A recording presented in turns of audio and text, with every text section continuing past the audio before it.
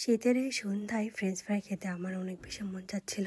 তো কেয়ার করার বাসায় একদমই অনেক ছোট ছোট আলু ছিল, কিন্তু খাইতে মন চাইছে জন্য কি খাবো না, বড় আলু নিয়ে আসবো, দেন খাবো, তখন আবার ট্রাই করা যাবে। এখন যেহেতু ছোট আলু আছে, এটা দিয়ে একটু ট্রাই করি। আলুগুলো আসলে এতটাই ছোট ছিল যে কাটা যাচ্ছিল না ভালোভাবে কাটার দিয়ে, কিন্তু অনেক কষ্টের পরে এভাবে একটু কেটে নিলাম। এখানে যেহেতু আমরা মানুষ বাসায় 3 জন, তাই অল্পই নিয়েছি। আর নাস্তা জিনিসটা আমাদের একদম বেশি লাগে না, অল্প একটু হলেই একটু খেয়ে নিলে হয়ে যায়। শীতের এই সময়টাতে চার সাথে এটা খেতে অনেক বেশি ভালো লাগে।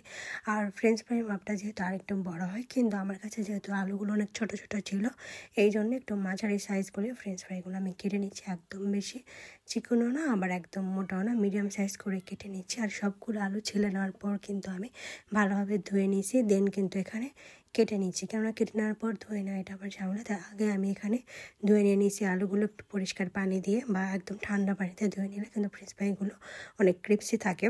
তো কেটে নেওয়ার পর আমি এখানে একটা মাটির বাটি নিয়ে নিচ্ছি। এই বাটিতে আমার কাছে যে কোনো জিনিস সুন্দরভাবে ডেকোরেশন করতে অনেক বেশি ভালো লাগে।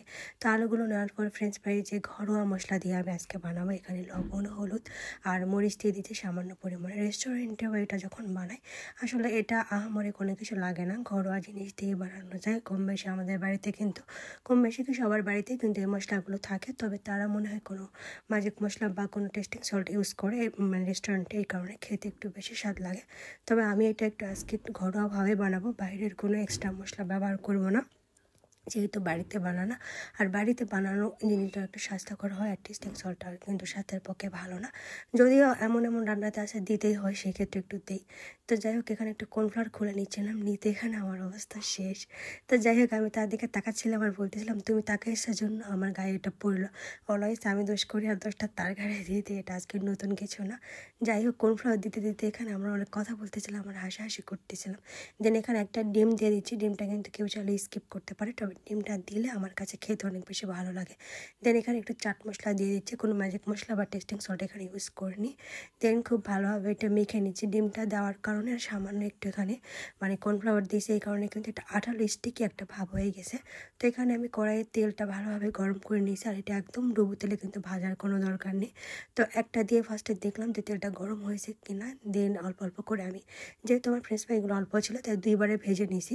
আর ঘ্রাণটা এত সুন্দর আসছিল, এই যে কর্নফ্লাওয়ারটা ব্যবহার করা হয়েছে, কর্নফ্লাওয়ার ভালো হলে কিন্তু ফ্রেঞ্চ ফ্রাইগুলো অনেক ক্রিপসি হয়, একদম চিকেন ফ্রাইয়ের মতো একটা ঘ্রাণ বের হয়েছিল। তো এখানে ভাজতে ভাজতে অর্ধেক শেষ আপনাদের ভাইয়া আর আমি, ঝালের কিছু ভাজতে ভাজতে খেতে আমার কাছে অনেক বেশি ভালো লাগে। আর এখানে যেহেতু ক্যামেরাম্যান হিসেবে আপনাদের ভাইয়া ছিল, তো এইভাবে বাকি ওর থেকে যেটা ছিল সেটাও আমি ভেজে নিলাম। নেওয়ার পরে যেটা ছিল অলওয়েজ আমি কিছু বানানোর পর আপনাদের ভাইয়াকেই ফার্স্ট টেস্ট করার জন্য দিই।